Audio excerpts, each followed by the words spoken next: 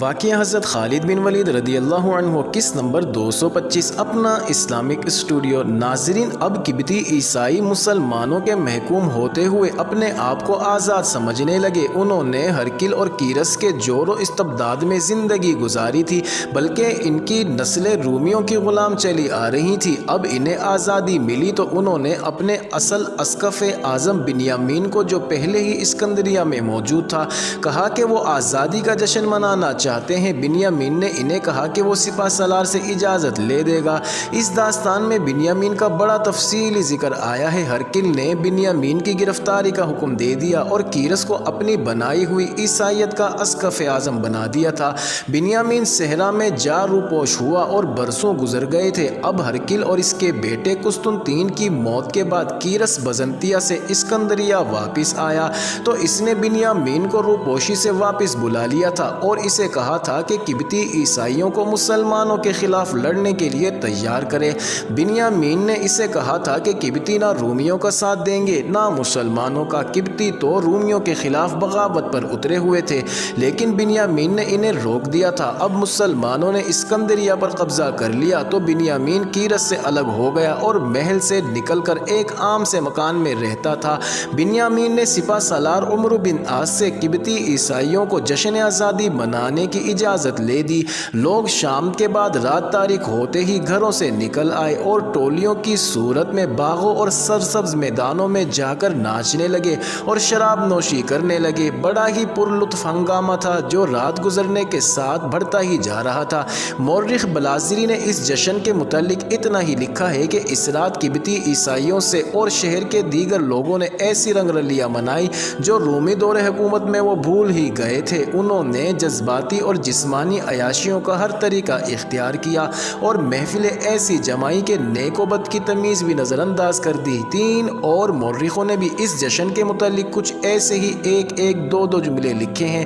تفصیل رومی اور مصری تاریخ نویسوں نے لکھی ہے۔ وہ لکھتے ہیں کہ جشن منانے والے اخلاقیات کی حدود پھلانگ گئے، اپنی پرائی بیویوں کی بھی تمیز اور پہچان ختم ہو گئی۔ یہ شراب نوشی کے کرشمے تھے۔ مسلمان اس جشن میں شامل نہیں تھے، وہ صرف یہ دیکھ رہے تھے کہ دنگا فساد نہ ہو، امن و امان رہے۔ کیرس نے اس موقع سے یہ فائدہ اٹھایا کہ جن 6 لڑکیوں کو وہ شہر پر مسلمانوں کے قبضے کے دن سے ایک خاص ٹریننگ دے رہا تھا، جشن کی شام بلایا، انہیں تازہ پھولوں کے ہار دیے، لباس ایسا پہنایا جس میں وہ نیم عریاں تھی اور ہر ایک کو گلاب کا ایک پھول دیا۔ کسی اور تاریخ نویس نے لکھا ہے کہ پھولوں پر کوئی ایسا تیز زہر ملا ہوا تھا جس کی بو یہ پھول سونگھنے والے کے پھیپھڑوں میں جا کر اسے کچھ ہی دیر بعد ہلاک کر ڈالتی یا دماغ پر ایسا اثر کرتی تھی کہ دماغی توازن پاگلوں کی طرح بگڑ جاتا تھا۔ دوسرے دونوں مورخوں نے ان پھولوں کا ذکر نہیں کیا۔ انہوں نے لکھا ہے کہ کیرس نے ان لڑکیوں سے کہا کہ ایک لڑکی سپہ سالار عمرو بن عاص کے پاس اور باقی 5 ایک سالار کے پاس جائے، انہیں جشن کے حوالے سے ہار پہنائے اور اپنا آپ اس طرح پیش کرے کہ وہ بدمست ہو کر انہیں قبول کر لیں۔ انہیں یہ پھول پیش کریں اور انہیں تھوڑی سی شراب پینے پر اکسائے، شراب فوراً مل جائے گی۔ گلاب کا یہ پھول شراب میں ڈبو کر شراب پلا دینا، خواہ وہ ایک ہی گھونٹ پیے، کام ہو جائے گا۔ لڑکیوں کو ٹریننگ دی جا چکی تھی اور وہ بہت ہی ذہین اور مکار لڑکیاں تھیں۔ سالار اس محل سے جس میں کیرس رہتا تھا کچھ دور کسی اور طرف رہتے تھے۔ لڑکیاں کیرس سے رخصت ہو کر چل پڑیں، راستے میں 2 الگ ہو گئیں کیونکہ ان کے شکار کسی اور طرف رہتے تھے۔ راستے میں لوگ جشن منا رہے تھے، ناچتے گاتے، ان پر دیوانگی طاری ہو گئی تھی، شراب اپنا رنگ دکھا رہی تھی۔ اس ٹولی نے 2 لڑکیوں کو دیکھ لیا، وہ جوان سال اور کچھ نوجوان تھے۔ لڑکیوں کے لباس اور ہاتھوں میں ہار دیکھ کر وہ سمجھے کہ یہ لڑکیاں جشن منانے نکلی ہیں۔ ان سب نے انہیں بازوؤں پر اٹھا کر پیار سے اچھالنا شروع کر دیا۔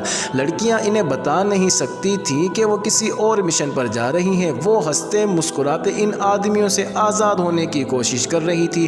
2 آدمیوں نے انہیں بازوؤں میں لے کر رقص میں شامل کر لیا۔ اتنے میں बिन्यामीन का इधर से गुजर हुआ। एक लड़की ने इसे देख लिया। वो बिन्यामीन को जानती थी और इसे ये भी मालूम था कि बिन्यामीन कीरस के साथ इसलिए रहता है कि वो भी अस्कफ़े आज़म है और मुसलमानों के खिलाफ दोनों का मिशन एक है। लड़की एक आदमी के बाजुओं से निकलकर बिन्यामीन के पास दौड़ती पहुंची और इसे बताया कि इन दोनों को किस काम के लिए भेजा गया था और लोगों ने इन्हें रोककर सारा खेल बिगाड़ दिया है। बिन्यामीन चौंक उठा। कीरस ने इसे इस राज में शरीक किया ही नहीं था। सालारों के कत्ल की ये साजिश इसे बताई ही नहीं थी। बिन्यामीन ने दूसरी लड़की को भी बुला लिया और इससे पूछा कि बाकी 4 लड़कियां कहाँ कहाँ हैं। इन दोनों ने इसे बताया तो बिन्यामीन इन्हें अपने साथ लिया और अपने घर ले जाकर एक कमरे में बंद कर दिया। बाहर निकला और इस तरफ दौड़ पड़ा जिधर 4 लड़कियां गई थी। इसे मालूम था सालार कहाँ कहाँ रहते हैं। सारा शहर जाग रहा था, रोशनी ही रोशनी थी, लेकिन इस तरफ अंधेरा था जहाँ सालार रहते थे। संतरी टहल रहे थे। बिन्यामीन हर संतरी से पूछा कि इधर 3-4 लड़कियां तो नहीं आई। हर संतरी ने तकरीबन एक ही जैसा जवाब दिया कि इधर लड़कियों का क्या काम। बिन्यामीन लड़कियों को ढूंढता फिरा, लेकिन इस्कंदरिया कोई छोटा सा शहर ना था कि वो रात ही रात लड़कियों को ढूंढ निकालता। सुबह तक इसे लड़कियां ना मिली, अलबत्ता बागों और मैदानों में और जहाँ जहाँ रात जश्न मनाया गया था वहाँ कुछ आदमी खुले आसमान तले पड़े बेहोशी की नींद सोए हुए थे। रात वो इतनी ज़्यादा पी गए थे कि जहाँ गिरे सुबह तक वहीं पड़े रहे। 4 लड़कियों का वहाँ नामो निशान ना था। बाद दोपहर 4 मुख्तलिफ घरों से लड़कियाँ मिल गईं। जश्न मनाने वालों ने रात भर इन्हें अपने साथ रखा था। इन्हें इतनी ज़्यादा शराब पिलाई गई थी कि होश व हवास खो बैठी थी। 4 आदमी एक लड़की को अपने घरों में ले गए थे कि बाहर ख़राब ना होती फिरे। मोअज़्ज़िज़ नाज़रीन, जारी है। अगली वीडियो किस्त नंबर 226 में देखना मत भूलिएगा।